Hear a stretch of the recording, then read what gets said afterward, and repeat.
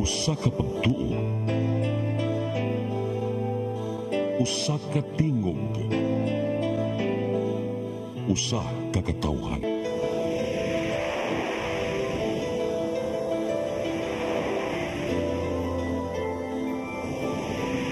Cebu Catholic Television Network.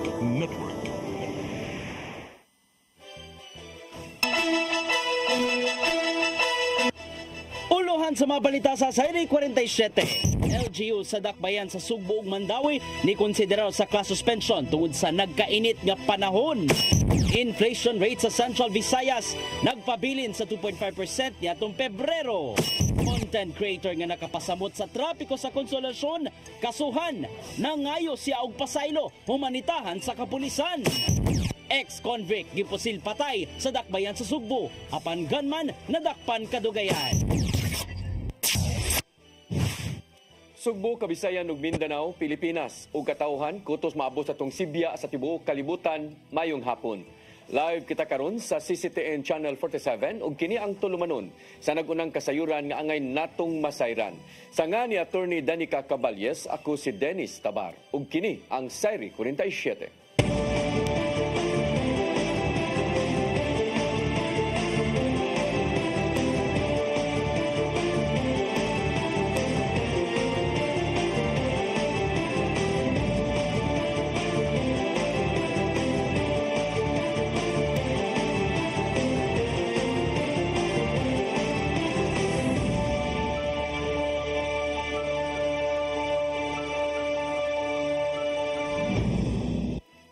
Ug karon sa kumpletong detalye sa atong mga balita, syudad sa Mandawi makig-alayon sa Department of Education kalabot sa pagpatuman sa class suspension kung grabe ang kainit sa panahon. Samtang nakig-alayon na usab ang Cebu City Government sa ubang ahensya alang susamang lakang nga himuon. Ang kasayuran ihatod ni Mary Rose Sagarino. Walay ipatuman nga suspension sa klase ang syudad sa Mandawi sa pagkakaron. Matod ni Consul Malcolm Sanchez, ang chairman sa Committee on Education sa Konseho, nga nakigalayon sila sa Department of Education kabahin sa sitwasyon sa mga tunghaan o kung kinahanglan ba ang suspension. Ang DepEd National nisugyot sa mga tunghaan sa pagbalhin sa modular distance learning kung moabot sa 42 degrees Celsius ang heat index. Sa Manila, pipila ka mga local government unit ang nipatuman og walay klase tungod sa kainit sa panahon. Matod ni Consul Malcolm Sanchez, nga sa pagkakaron wala pa sila nadawat nga report sa mga tunghaan sa epekto sa kainit. Yeah, just like last year, what we did last year. So there should be coordination yun. Now, we will not just decide right away, but there should be coordination between DepEd, between the local government unit of Mandawi, and consulting pag-asa as to the heat index o di na magid matolerate ang kainit sa mga kainit sa panahon ngadto sa eskwelahan. Sa syudad sa Sugbo, gikonsidera usab ni Mayor Raymond Alvin Garcia ang pagsuspenso sa klase sa mga pampublikong tunghaan sa elementarya ug sekundarya. Sama sa ubang mayor, mag-agad lang siya sa mamahimong sugyot gikan sa mga hingtungdang ahensya sa kagamhanan. Sumapa ni Garcia nga kung mula pa sa 41 degrees Celsius nga heat index, kung kainit sa panahon nga gibati sa lawas, isuspenso niya ang face-to-face classes. Kini aron malayo na sa risgo ang mga magtutudlog estudyante. Makigsabot siya sa mga sakop sa Cebu City DRRMO, Department of Health, Department of Education o ubang mga ahensya aron mahimuan na kini og lakang. As to the mechanics, well, I'm sure they already have the guidelines. No? Na sila guidelines whether written or not. I know that in some LGUs, like in Manila, there's a time of involvement class. Mary Rose Sagarino, CCTN News. Inflation rate sa Central Visayas niadtong Pebrero nagpabilin nga 2.5%. Kini bisan pa man sa pagbarato na sa mga nagunang palaliton sama na lang sa pagkaon. Ang kasayuran ihatod ni Gian Navarro. Gitaho sa Philippine Statistics Authority 7 nga walay nahimong pag-irog sa inflation kunin mo pagsaka sa mga presyo sa palaliton. Nagpabilin sa 2.5% ang inflation rate sa Central Visayas na tumbuan sa Pebrero base sa kinitaan sa tanang mga residente. Gilangkuban kini sa mga nagunang panginahanglanon sama lang sa food and non-alcoholic beverages, balay o bayranan sa mga utilities o transportasyon. Apan, wala kini gipasabot sa PSA 7 nga walay nahitabo pagsibog sa presyo sa mga nagunang palaliton. Mato di OIC Regional Director Wilma Perante nga usa sa mga nakatukmod sa inflation mao ang pagbarato sa pagkaon sama na lang sa mga lagotmon, karne ug ubang ready-made foods. Maong niabot na sa 2.7% ang food inflation sa rehiyon 7 niatong Pebrero diin mas ubos kini og jutay. So 87.7% of the 100% share ay contributed to the decline of the 1.7% inflation for the bottom 30% inflation rate for the bottom 30% income households. Nabantayan sa PSA 7 nga matandog ang inflation sa mga panginahanglanon kung magdepende sa supply, ilabi na sa pagkaon. Na may mga commodities tayo na nag-increase, may mga commodities din tayo na nag-decrease. So hindi talaga lahat ng commodities ay walang increases. Ato din pila ka mga commodities ang nagpabilin pa sa iyang kantidad nga mao ang mga gamit sa panimay, information and communication, education services ug financial services. Gian Navarro, CCTN News. Alawan sa mga scholar sa siyudad sa Mandawi, gikitakdang patasan sa LGU. Nakalabang na ang unang pagbasa sa konsiho sa siyudad sa ordinansahon labot sa mao nga lakang. Ang kasayuran ihatod ni Mary Rose Sagarino. Dugang 2,500 pesos nga allowance matag semester ang madawat unya sa mga scholar sa syudad sa Mandawi. Napasara sa konseho sa unang pagbasa ang sugyot nga ordinansa nga maghatag og dugang pinansyal nga tabang. Kini magsugod sa unang semester sa school year 2025 ngadto na sa 2026. Moabot sa 240 ang city scholar sa Mandawi. Din usa ka gatos niini ang umaabot nga first year. Tabang-tabang nila, fare nila, or anything nga ilahag yung magamit para sa ilahang pag-eskwela. Sa kasamtangan ang matag scholar sa Mandawi nagdawatan og 17,000 pesos matag semester o 34,000 pesos matag tuig pinaagi sa reimbursement. Ang ordinansa ho nagsugyot nga ang total stipend isa ka ngadto sa 19,500 pesos matag semester. So, separate na sila ang 2.5 o ang 17. Yes.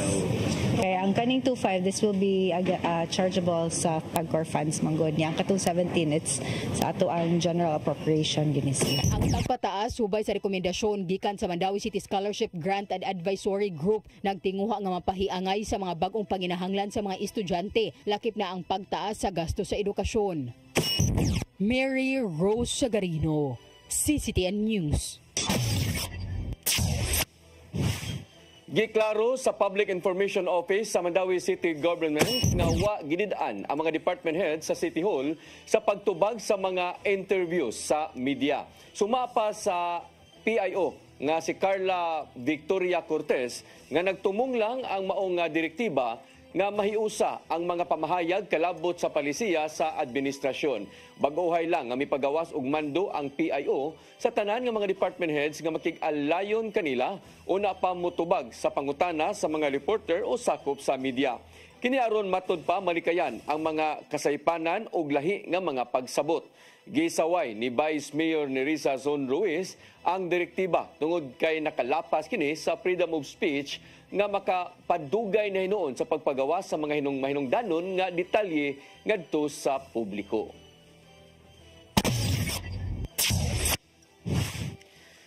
Katungod og kaayuhan sa kababayen-an ang gipalanog atol sa managlahi nga kalihukan sa dakbayan sa Sugbo niadtong Sabado. Sama na lang sa pagparada nga gisalmutan sa managlahing sektor o protesta nga gipasigdahan sa mga progresibong grupo. Ang kasayuran ihatod ni Gian Navarro. Nag-abot ang grupo sa mga babay gikan sa managlaing barangay, ahensya sa gobyerno ug ubang NGO sa Fuente Osmeña alang sa usa ka parada niadtong Sabado sayo sa buntag. Gisundan kini sa usa ka hamubog nga programa sa Plaza Independencia diin giselebrar ang kamaynungdanon sa katungod kanila ato sa International Women's Day. Sumapa ni Jojo Lingaw-Lingaw sa Cebu City Women and Family Affairs Commission nga andam pirmi ang kagamhanan sa syudad aron atimanon ang mga sulirang giatubang sa ilang sektor. Subay kini sa pasalig sa Cebu City Government o public sector nga walay pili ang pagtabang ilabi na kung anaa sa delikadong kahimtang. The main goal of the Cebu City Women's and Family Affairs Commission under the Office of the Mayor of the Cebu City Government is to empower women from all walks of life, not minding your political and your personal status in life. Ang atoa nga ma-empower gyud. Sa pikasbahin gipaagi sa usa ka lihok protesta ang pagsaulog sa adlaw sa mga kababayen-an alang sa mga progresibong grupo. Human sa ilang pagmarcha, nag-abot sila sa Daan Colon aron ipalanog ang ilang mga panawagan ngadto sa mga hingtungdan ug sa kagamhanan. Sama lang kini sa maayong pagtatar sa mga babae sa labor sector, paglikay sa mga pagpangabuso sa ilang asawa ug daghan pa. Maong gihangyo ni Marian Ibo sa sentro og PM Women nga unta dunggon sa gobyerno o mga politiko ang ilahang hangyo. Kay kanang ipatuman ang teenage pregnancy prevention bill unta kanang matuman na kay kanang kinahanglan kayo na dili lang unta mag-focus sa kanang militarization. Usa lang ang mensahe nga buot nilang ipalanog sa tibuok kalibutan niya ng panahuna nga mao ang kalambuan alang sa kababayenan. Gian Navarro, CCTN News.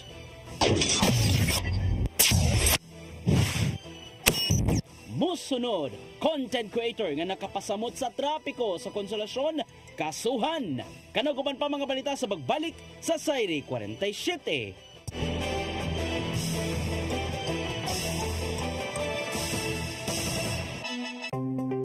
Discover the beauty of the Philippines.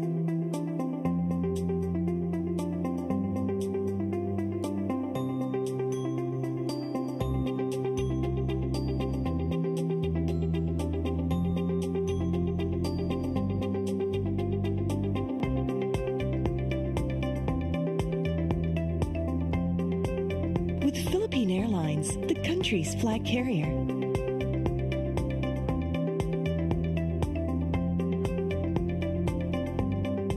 The airline that lets you feel the warmth of the nation.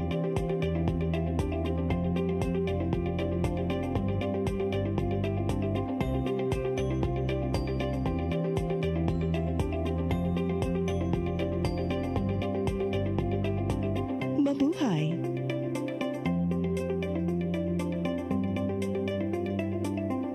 Kaiba sa mga politiko, matagal nang ginagawa ni Ariel Querubin ang ipaglaban tayo. Kahit sariling buhay inaalay. Ngayon, iba ang laban. Pero tuloy ang misyon ni Ariel Querubin, ang ipaglaban tayo. Kung medalya ang sukatan at hindi pera, si Ariel Querubin, ang ating bayani, nakarapat dapat sa Senado. Pag may Ariel Querubin sa Senado, may bayani tayo sigurado.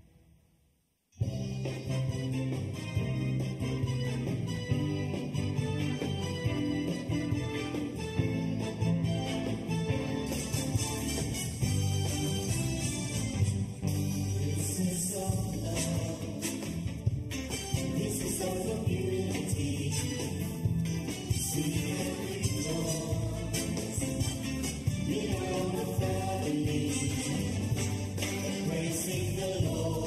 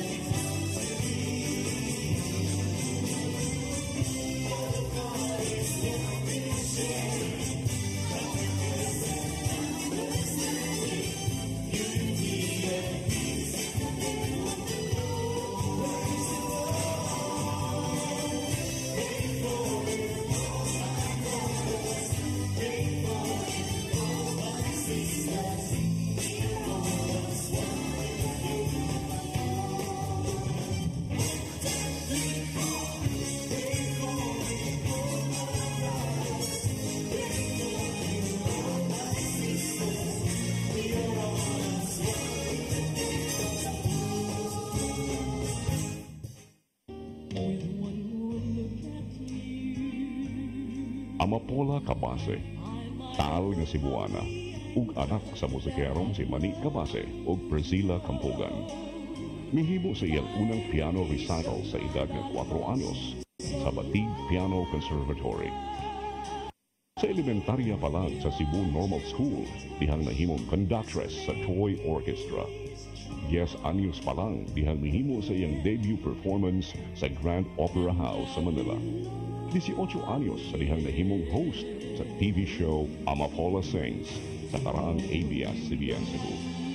Daangan sa Subo, si Amapola nahimong ilabong national recording artist o front act sa concerts ni Jack Jones, Astro Gilberto, Matt Monroe o Suzy Mendez. Regular guest sa mga top-rated TV shows sa Manila. Sa pagkakaroon, si Amapola tuwa magbase gawa sa nasod ug padayong milingaw sa international music aficionados. Amapola, Carmo sa Subo. Subo ano ni?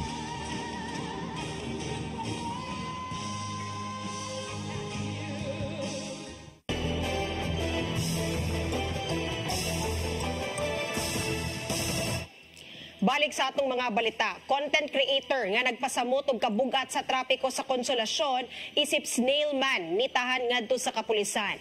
Bisan pa man nga nangayog pasaylo, kasuhan gyapon kini sa PNP Highway Patrol Group. Ang kasayuran hatod ni Arnold Bustamante.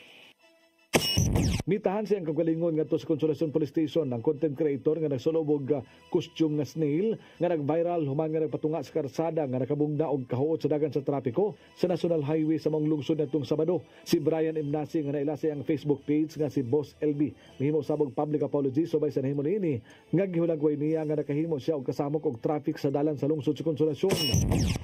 Yo, what's up mga kaibi? Ako day si Brian Imnasi, aka Boss LB, gitawag nga Snailman. Kanang mo-volunteer day ko nga madto ko sa police station nga mga itong pasaylo sa akong dakong set nga nabuhat na di maayo. O gusto ko sad nakakos ko kasamok sa daan dire sa Konsolasyon o nakakos ko traffic ba. Mga ilang jugog dakong pasaylo gid tungod sa ako ang gibuhat nga di mao. Apan ang iyang pagpangayag pasaylo iya kining gihimo ano content nga daw sa dili sincero kini base sa komento sa mga tao nga nakakita sa mga video. Kaya naman nga ang hepe sa Highway Patrol Group 7 nga si Police Colonel Wilbert Parilla nga nakakita sa mga video bimando siya nga mga sakop kay papangita ang mga content creator aron mapanubag sa gihimo nini. Dinhi na nahadlok sa Imnasi nga gumikan nini nakahukom siya nga mutahan na lang siyang kaugalingon sa police station sa Konsolasyon aron mga pasaylo. Apan alang kang Parilla gihangop niya ang pagpangayag pasaylo ni Imnasi apan angayan gid kini nga pasakanog kaso. Mato ni Parilla nga naghatag na sila og warning sa binabay nga tuig nga dili himong content sa mga vlogger ang karsada tungod kay maghatag lang kining peligro sa mga motorista. Problema ang apology that is already taken pero ato naman ang gihatag nga warning even before pa nga whoever di must be responsible sa ilahang mga vlog nga buhaton para this will serve as a final warning to anybody nga magbuhat og mga vlog no nga dili sa lugar nga makarisgo or makasamo kada sa katawan. Dugang ito nga kung maadtuman sa ihang buhatan ang content creator at tubangon niya kini aron sultihan kunon si kadaot ngayong nahimo. Sa mayaging tuig duha ka content creator nga silang Spider-Man ug San Goku ang gipatawag usab ni Parilla human nga naggara-gara sa Red Cliff sa Trans Central Highway ug nangay usab ni pasaylo. Bisan silang pagpangayag pasaylo dunay administrative sanction ang Land Transportation Office sa mga vlogger. Basta-basta lang iyang gibuhat no. Just like atong gibuhat atong duha ka si ang Goku ug si Spider-Man. So ato mangyapon tong gi-filean administratively. I-show cost sila sa LTO. But kani different way because wala siya magamit og sakyanan. So dili ka maka-show cost for sa iyang violation nga magamit og sakyanan. Again, sa danger nga iyang gibuhat na lang. Atong gi-check kung unsay mga possible nga na-violate niya.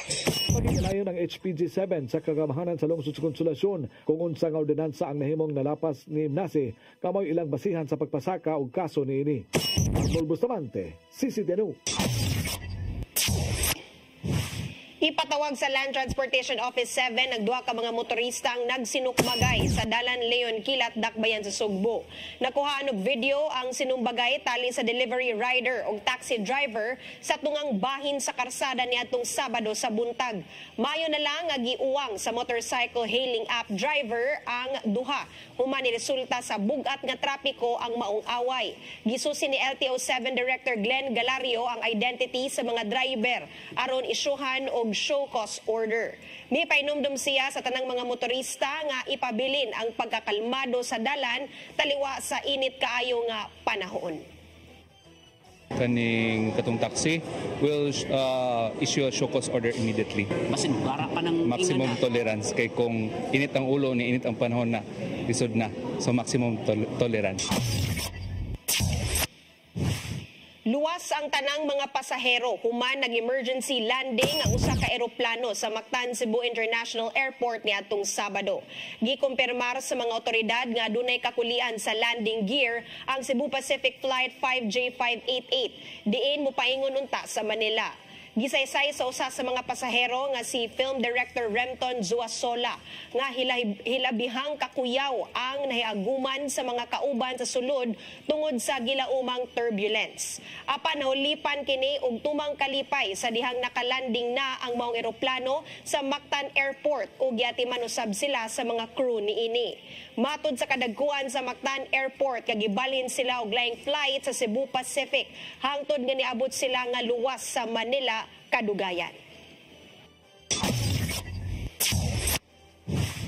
Ihap sa mga apektadong public utility vehicle drivers tungod sa Cebu Bus Rapid Transit Project tunaan sa Department of Transportation. Usa kini sa mga konsiderar aron mulahutay ang maong proyekto atol sa pagbisita sa kalihim sa DOTR diha sa Kapitolyo.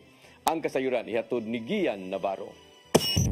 Usa ang mga suliran sa nagpadayong katukuran sa Cebu Bus Rapid Transit Project ang gipangtuki ato sa pagbisita sa mga kadagkuan sa Department of Transportation dinhi sa Sugbo natong Sabado.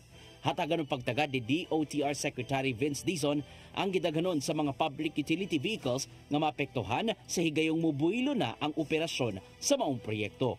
Gilauman sa mga opisyal nga mogamay na lang ang agian sa mga pribado o pampublikong sakyanan tungod sa eksklusibong lane nga alang ragyod sa mga bus nga moagi sa CBRT. Hatagan nila og konsiderasyon ang mamahimong abag ngadto sa mga driver nga maapektuhan sa mga proyekto. And I think the best example, and I'm not even going to go outside of the country. I'm not going to go to Jakarta or Colombia or wherever where this has actually proven to be effective even in highly densely populated cities. Sa wala pa ni Sanong sa nahimong pagtudlo kaniya sa posisyon, apil sa mga gituki sa transition period mao ang dagkong infrastructure projects nga gibantayan sa DOTR. Maong gitahasan na silang daan ni Presidente Ferdinand Bongbong Marcos Jr. nga padaliw na ang katukuran nini diin apil ang CBRT. In order to make the commuter's life easier. No, because we all know, especially in big cities like Cebu, Metro Manila, Metro Davao, Iloilo, Metro Iloilo, and all the other cities all over the country, the plight of our consumers is really far from ideal. No? Nagkayon sa pagpakita ang gobernador sa Sugbo sa katungod nga ilang gihuptan alang sa CBRT. Sama lang sa bahin sa Osmeña Boulevard nga iya sa Kapitolyo diin wala gitugutan ang pagbutang sa bus station. Hinungdan nga ni Uyon si Dizon nga why itukod nga CBRT bus station sa maong dapit. Ingon man usab ang mamahimong dagan sa trapiko sa N. Bacalso Avenue diin mangagi ang mga bus pasulod o paggawas sa Cebu South Bus Terminal.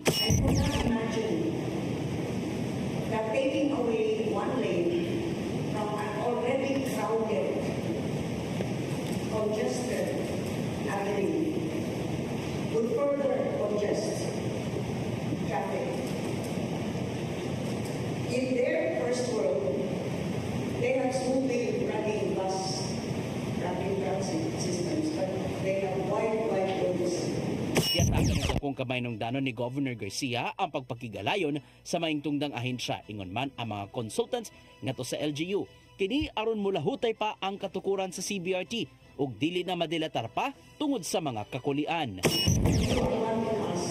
Being able to achieve results that are indeed beneficial to the people and not to anybody else. Hinoon magkinabangay ang managlaing habig aron mulahutay ang CBRT project diin duha ka tuig nang gitukod ug nagpadayon pa.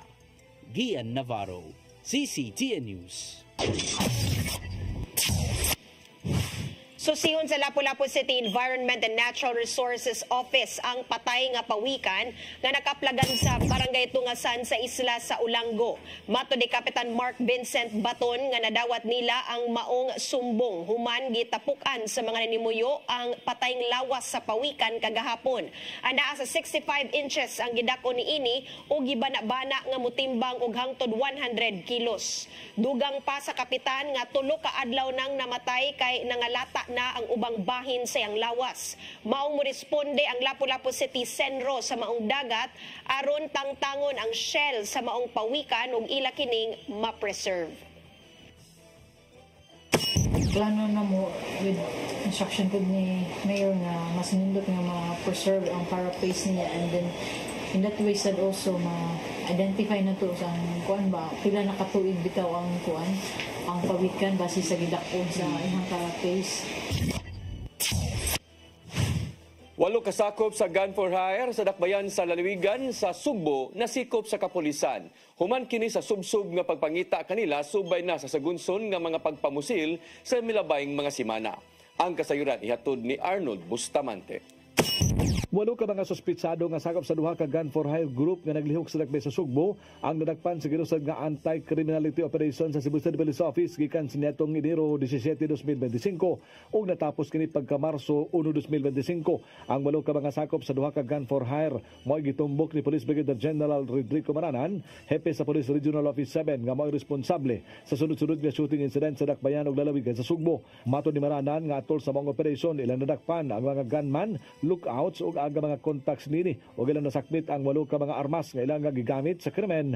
Legit na ang mga pinakiti sa gitong Shabu nga mutimbang sa 166 gramos. Ang duha ka gun for hire group ilang nga Tanyesa og Ilaya nga magitudlo ka responsable sa pagpamusil sa dakbayan ug lalawigan sa Sugbo. Subay sa pagkadakop sa 8 ka mga sakop sa grupo nagtuo si Maranan nga mahunong na ang sunod-sunod nga pagpamusil sa dakbay sa Sugbo. The Cebu City Police Office and the station commander of PS11 conducted series of operations that started last January 17 and ended March 1. And during that series of operation, they were able to arrest 8 suspects. The gunman, lookouts, at yung mga contacts. And they were able to confiscate 8 firearms and recover 166 grams of shabu. Ipasakaan og kaso ang mga suspitsado og sa 8 nga nadakpan, 4 nini ang nabalhog na sa Bureau of Jail Management and Penology, samtang usa ang gikan sa dakbayan sa Toledo. Iganakding ipaubos sa ballistic examination og cross-matching ang mga nakuhang armas sa mga suspect aron itandi sa mga kaso sa pagpamusil sa Metro Cebu. Nagtuo si Maranan nga daghan pa nga mga krimen ang masulban human sa resulta unya sa cross-matching sa armas. Gipasabot ni Maranan nga ang mao nga mga suspect magpabayad kung dunay mo hire kanila nga pusilon. Pero sa ngayon sila yung tinitingnan namin na responsible sa mga shooting incidents natin dito sa Cebu City, at usually paid guns sila, sila yung mga gun for hire na binabayaran para patayin yung mga kalaban, pwedeng sa personal grudge, pwedeng sa relationship, and pwede din sa mga drugs, drug-related killings. So sila yun, and there are reports that these groups are utilizing minors as gunmen or lookout. Ilalang hinoon sila ni Maranan nga mga local boys apan na doon na sila giilang leader, boss o financier nga nailhan usab sa kapulisan. Apan usa sa mga suspitsado nga nadakpan sa Mambaling Police Station uban sa duha niya ka mga barkada. Mihimaka kasakop siya sa usa ka gun for hire group. Mato niya nga sulo-sulo niya ang paghimo sa krimen sama sa pagpamusil. Di na nga mga gipang biktima mao kadto nga mga mihilabot kaniya. Wala matud pa si tuyo nga patyon ang mga biktima kay igo lang niya kini nga pusilon sa tiil tungod sa kalagot nitong gamay pa siya ka biktima siya sa pagpangbuli sa mga hamtong nga mga tao. Wala mo gisugo ani ma'am nga ako ara gyud ni. Kay tungod ka ng bata ma'am banya dagdaogon mi ra. Matug makahimo tag sala ma'am. Unsa ang klaseng daog-daog siya? Kanang pagpanapat ma'am. So panimaos ni imo. Pagpanimaos ra ma'am. Doon Maranan nga pakusgan pa nila ang pagpangita sa mga criminal gang nga naglihok sa Sugbo ug sa tibuok Central Visayas, ilabi na nga nakaduol na ang eleksyon sa Mayo 12, 2025. Arnold Bustamante, CCTV.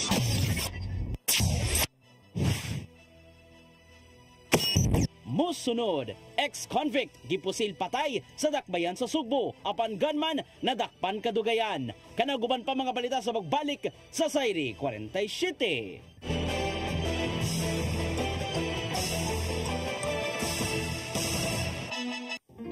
I am the God that healeth thee. I am the Lord, your healer. I sent my word and healed your disease. I am the Lord, your healer. I am the God that healeth thee.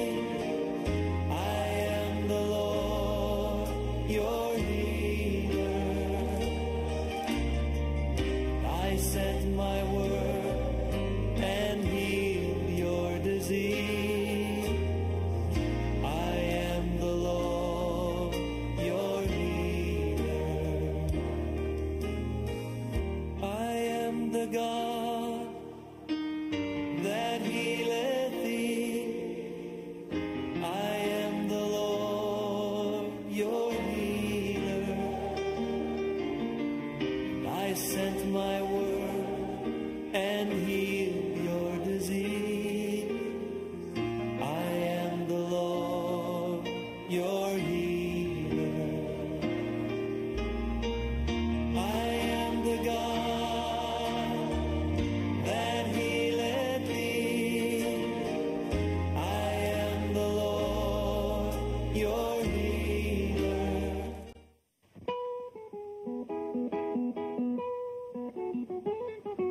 Caridad Sanchez, usa sa pinakamaayong character actress sa Philippine cinema.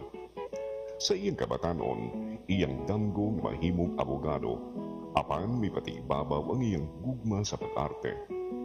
Estudyante pa lang, dihang nakasul sa Visayan movies sa iyang unang pelikulang Iuluhan o Di Makaling.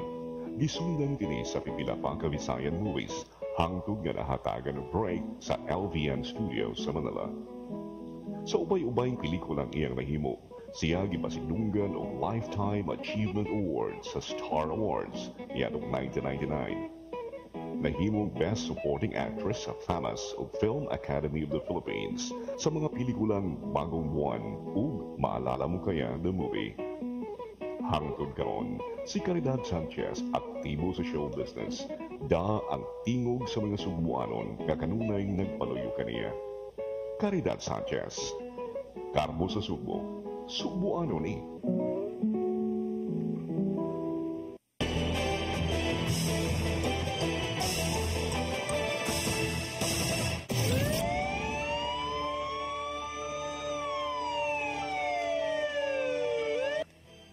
Balik sa ato mga balita sa ka-ex-convict nga taga-dakbayan sa Talisay gipusil patay sa barangay Kiyot, dakbayan sa Sugbo niadtong Biyernes.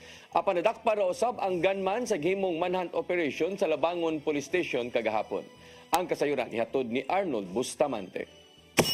Kanhi binilanggo sa Bureau of Jail Management and Penology sa Dakbayan sa Talisay ang gipusil patay sa City Lower Gutsan, Barangay Kiyot sa Dakbayan Sugbo alas 7:50 nito gab Biyernes sa gabi. Ang biktima gilang si Junjay Abay Panimdim hingkod ang pangidaron nga residente sa Barangay Tangki sa sudad sa Talisay. Sigud sa live-in partner sa biktima nga naapa sa trauma nga kauban sila nga sakay sa usa ka motorsiklo. Apan pag-abot sa mga lugar gikalitan lang kini sa pagpusil sa wala pa mahiling suspitsado. Si Police Lieutenant Colonel Maria Teresa Makatangay, Deputy City Director for Operations sa Cebu City Police Office, bibutyag nga base silang gihimo nga background investigation sa biktima. Usa kini ka ex-convict na bilanggo na kini sa BGMT sa Dakbayan sa Talisay sulod sa 5 ka tuig sa kaso sa illegal nga drugas. Sa bigay mga buwan si Panimdim ang giilang nga person of interest kung POI sa duha ka mga shooting incident sa mong syudad. Atong gitanaw ang iyang kalambigitan sa illegal drugs. Kas mo may reason kung nganong ni-serve siya og 5 ka tuig dito sa BGMP Talisay. And further nga pagpanakit-nakit no aning nganong nahimo siyang POI by the Talisay City Police Station aning duha ka separate shooting incidents dito sa area sa Talisay. So wala lang tan-aw karon kung dili ang involvement niya ani nga mga hitabo prior na hitabo ni sa iya husband. Naghimong subsub nga investigasyon na ilan nila ang suspitsado nga mao si Jimbo Bading Marinsa, 32 anyos nga nagpuyo rasam sa mga lugar ug silingan rasam ni Palimdim. Mato ni Police Lieutenant Colonel Maria Teresa Makatangay nga ang Labangon Police Station sa pagpangulo ni Police Major Timothy Jim Romarillos nakadawat og impormasyon nga naara silang balay ang suspitsado tungod ni gilusad dayon ng manhunt operation ug sulod lang sa 29 oras human sa krimen. Ilang naabtan si Marinsa siyang balay ug napusasan din lakip sa nakuha ang armas nga gigamit sa pagpatay niya sa biktima nga si Panimdim. Unang nailhan ang suspitsado pinagi sa gihimong backtracking sa mga kuhat sa CCTV camera. Lakip na ang kooperasyon sa komunidad kung asa kini nagpuyo. Diba sa itong mga investigador, backtracking lang ta gamit ang mga CCTV footages nga nagkalat no sa kadalanan from the face of the incident until the trace na to dito sa asa sila gikanan. So dito na sayra na to asa sila puyo no, and then natumbok na to kung kinsa jud ang suspect atong maong nga incident sa pagpamusil. Ato sa gihimong investigasyon giangkon sa suspitsado nga siya ang nagpatay kang Panimdim tungod sa bangi nila sa motorsiklo. Ang biktima ug ang suspitsado mo'y mga persons of interest sa nitubong shooting incident sa Dakbayan sa Talisay apan mibahan matud pa ang kabiktima nga iyang patyon si Valencia. Natungod ani iya na lang matud pa nga giunhan. Si Panimdim gipaubos pa kini sa probisyon sa korte human siya nakagawas gikan sa Bureau of Jail Management and Penology sa Dakbayan sa Talisay sa kaso sa illegal nga drugas. Giandam na sa kapulisan sa Dakbayan sa Sugbo ang kasong murder nga ipasaka batok kang Valencia. Arnold Bustamante, CCTV News. Lalaking bago lang nakagawas sa prisuhan, gipusil patay niadtong Sabado sa Dakbayan sa Lapu-Lapu.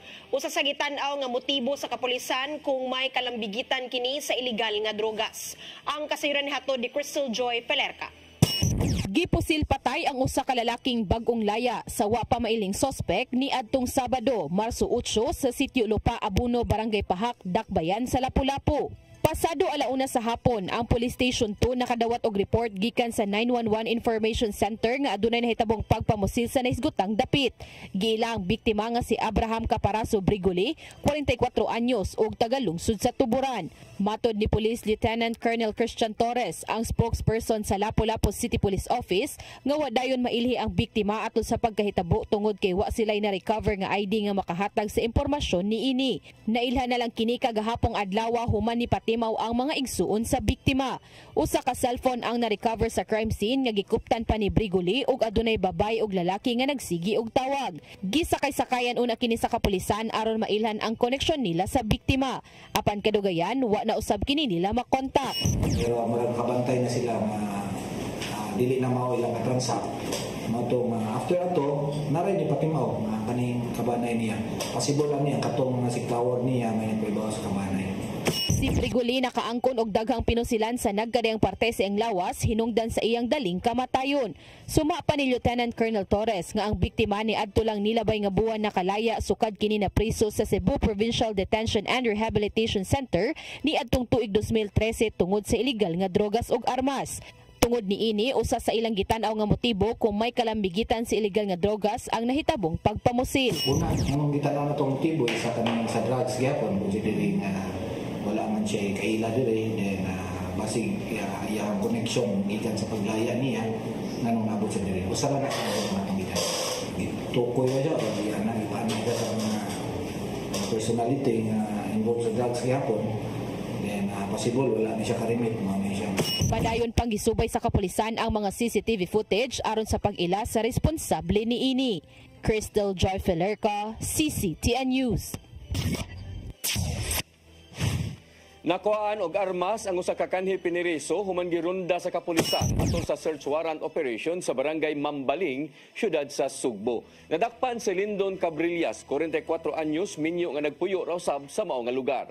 Nakuhaan siya og usa ka kalibre 45 nga pistola nga walay serial number ug mga bala niini. Matod sa Mambaling Police Station nga nadakpan kaniadto si Cabrillas sa kasong concubinage o gituhoang nalambigit usab kini sa pagpamaligya og drugas. Kasong illegal nga paghupot og armas ang giatubang sa maong dinakpan.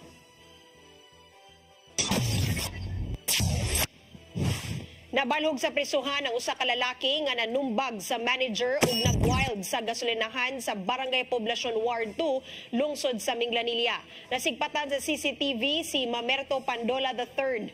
Taga Barangay Poblacion 1 nga kalit lang kining nang hagad sa mga naa sa gasolinahan nga magsinumbagay. Hangtod nga giusikan niya ang gasolina pinaagi sa pagpaagas nga mukabat ngadto sa kapin 2,500 pesos. Misukol kini sa dihang miresponde ang mga sakop sa Mambaling Police Station apan napusasan kini kadugayan. Giandam na ang mga kasong alarm and scandal ug uban pa batok sa maong lalaki.